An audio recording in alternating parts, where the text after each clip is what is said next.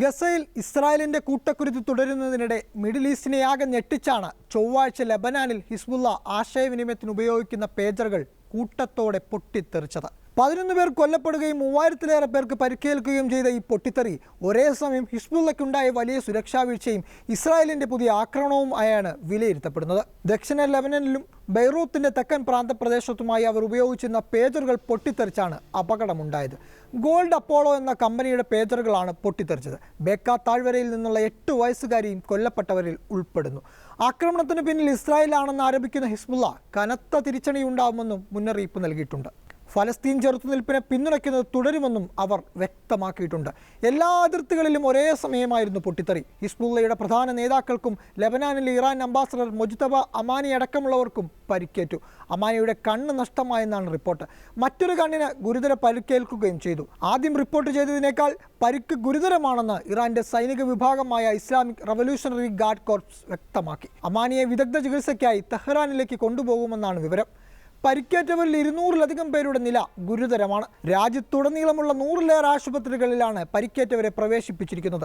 ആശുപത്രികൾ പലതും പരിക്കേറ്റവരെ കൊണ്ട് നിറഞ്ഞു കവിഞ്ഞിരിക്കുകയാണ്. സ്ഥലമില്ലാത്തതിനാൽ മറ്റിടങ്ങളിലേക്ക് മാറ്റാനുള്ള ശ്രമവും പുരോഗമിക്കുന്നുണ്ടെന്ന് ലെബനാൻ ആരോഗ്യമന്ത്രി ഫിറാസ് അൽ അബിയാദ് പറഞ്ഞു. ആക്രമണത്തിന് പിന്നിൽ കൃത്യമായ ആസൂത്രണമുണ്ടെന്നാണ് നിഗമനം. ഇനി എന്താണ് പേജറുകളെന്നും ഈ പഴഞ്ചൻ ആശയവിനിമയ സംവിധാനം എന്തുകൊണ്ടാണ് ഇപ്പോഴും ഹിസ്ബുള്ളയെ പോലുള്ള വമ്പൻ സായുധ സംഘങ്ങൾ ഉപയോഗിക്കുന്നതെന്നും ഇവയെങ്ങനെ പൊട്ടിത്തെറിച്ചു എന്നും പറയാം. 1960-കളിൽ അടിയന്തര ആവശ്യങ്ങൾക്കായി വികസിപ്പിച്ച ചെറിയ വയർലെസ് കമ്മ്യൂണിക്കേഷൻ ഉപകരണമാണ് പേജർ. പേജറിലൂടെ ഒരാൾ മറ്റൊരാളെ ബന്ധപ്പെടാൻ ശ്രമിച്ചെന്ന് അറിയിക്കുന്നതിന് റേഡിയോ തരംഗങ്ങളിലൂടെ ഡിജിറ്റൽ സിഗ്നലുകൾ അയക്കുന്നു. ചെറിയ ടെക്സ്റ്റ് മെസ്സേജുകളും ഈ ഉപകരണത്തിലൂടെ അയക്കാൻ കഴിയും. മൊബൈൽ ഫോണുകൾ വ്യാപകമാകുന്നതിന് മുമ്പ് ഒരു സാധാരണ ആശയവിനിമയ മാർഗമായിരുന്നു പേജർ. പഴയ സിനിമകളിലൊക്കെ കണ്ടിട്ടുണ്ടാവും. രാത്രി ഷിഫ്റ്റുകളിൽ ജോലി ചെയ്യുന്ന ഡോക്ടർമാർക്കും അടിയന്തര സേവന ജീവനക്കാർക്കും ഇടയിൽ സാധാരണയായി ഉപകരണം ഉപയോഗിച്ചിരുന്നു. സുരക്ഷാ മേഖലകളിലും ഇത് കാണാം. താരതമ്യേന പഴയ സാങ്കേതിക വിദ്യയാണ് പേജർ. അതിനെ ഇൻ്റർനെറ്റുമായി ബന്ധിപ്പിക്കാൻ കഴിയില്ല. അതിനാൽ മൊബൈൽ അല്ലെങ്കിൽ സ്മാർട്ട് ഫോണുകൾ ഉപയോഗിക്കുമ്പോൾ സാധാരണയായി കാണുന്ന സൈബർ ആക്രമണങ്ങളിൽ നിന്നും നിരീക്ഷണ ശ്രമങ്ങളിൽ നിന്നും ഒരു പരിധിവരെ സുരക്ഷിതമാണ്. അതുകൊണ്ടാണ് ഇത് ഇപ്പോഴും സൈനിക സുരക്ഷാ മേഖലകളിൽ ഉപയോഗിക്കുന്നത്. ഇത്തരത്തിൽ ഇസ്രായേലിൻ്റെ നിരീക്ഷണത്തിൽ നിന്ന് രക്ഷപ്പെടാൻ വേണ്ടിയായിരുന്നു ഹിസ്ബുള്ളയും പേജറുകൾ ഉപയോഗിച്ചിരുന്നത്. പക്ഷേ ഒടുവിൽ അതിലൂടെയും ആക്രമണം ഉണ്ടായിരിക്കുന്നു.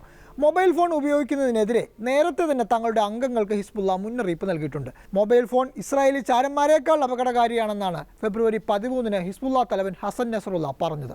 ഫോൺ തകർക്കുകയോ കുഴിച്ചിടുകയോ ഇരുമ്പ് പെട്ടിയിൽ പൂട്ടിയിടുകയോ ചെയ്യണമെന്നും അദ്ദേഹം നിർദ്ദേശിച്ചിരുന്നു.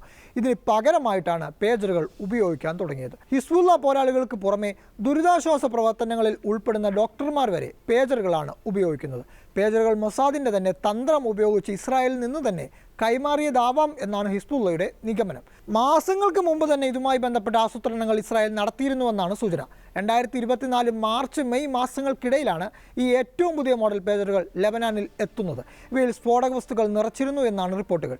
സ്ഫോടക വസ്തുക്കൾ അടങ്ങിയ ബോർഡ് ഇതിനകത്ത് സ്ഥാപിക്കുകയായിരുന്നു. ഇത് കണ്ടെത്തുക പ്രയാസമായിരുന്നു. ഹിസ്ബുള്ള വാങ്ങിയ 5000 പേജറുകളിൽ 3000 എണ്ണത്തിലെ സ്ഫോടക വസ്തുക്കൾ മൊസാദ് പ്രത്യേക കോഡ് അയച്ചതോടെ ഒരേ സമയം പൊട്ടിത്തെറിക്കുകയായിരുന്നു. പച്ചക്കറി കടകളും സൂപ്പർ മാർക്കറ്റുകളും അടക്കമുള്ള സ്ഥാപനങ്ങളിലും സ്ഥാപിച്ചിരുന്ന പേജറുകളാണ് പൊട്ടിത്തെറിച്ചത്. നിരവധി ഹിസ്ബുള്ള പോരാളികൾക്കാണ് പൊട്ടിത്തെറിയിൽ പരിക്കേറ്റത്. ഏറെ പേരുടെയും പരിക്ക് മുഖത്താണ്. പലർക്കും വിരലുകൾ നഷ്ടമായി. കൂടാതെ പേജറുകൾ സൂക്ഷിക്കാനുള്ള സാധ്യതയുള്ള ഇടുപ്പിലും പരിക്കേറ്റതായാണ് വിവരം. പേജറുകൾ പൊട്ടിത്തെറിക്കും മുമ്പ് ഏകദേശം 10 സെക്കൻഡ് ബീപ്പ് ശബ്ദം പുറപ്പെടുവിച്ചിരുന്നു. പുതിയ സന്ദേശം വന്നതാണെന്ന് കരുതി വായിക്കാനായി ആളുകൾ ഇത് കയ്യിലെടുത്തു. ഇതിന് പിന്നാലെയാണിവ പൊട്ടിത്തെറിച്ചത്. അതിനാൽ തന്നെ കൂടുതൽ പേർക്കും കൈക്കും മുഖത്തുമാണ് പരിക്ക്. ഇറാൻ അംബാസഡറുടെ പേജറും ഇത്തരത്തിൽ ശബ്ദം പുറപ്പെടുവിച്ചിരുന്നു. അതേസമയം പൊട്ടിത്തെറിയുടെ ഉത്തരവാദിത്തം ഇസ്രായേൽ ഇതുവരെ നിഷേധിക്കുകയോ ഏറ്റെടുക്കുകയോ ചെയ്തിട്ടില്ല. ഗസയിലെ ഹമാസ് പോരാളികളെ പോലെ ഇസ്രായേൽ ഇല്ലാതാക്കാൻ ശ്രമിക്കുന്ന മറ്റൊരു സായുധ സംഘമാണ് ലെബനാനിലെ ഹിസ്ബുള്ള. ഇതിന് മുമ്പ് നടത്തിയിട്ടുള്ള ആക്രമണങ്ങളിൽ നിരവധി ഹിസ്ബുള്ള നേതാക്കൾ കൊല്ലപ്പെട്ടിരുന്നു. ഇപ്പോഴത്തെ ആക്രമണം കൂടി ഉണ്ടായതോടെ ഇസ്രായേലിനെതിരായ ഹിസ്ബുള്ളയുടെ ഇനിയുള്ള നീക്കം ഏതു വിധത്തിലാവും എന്നാണ് ലോകരാജ്യങ്ങൾ ഉറ്റുനോക്കുന്നത്.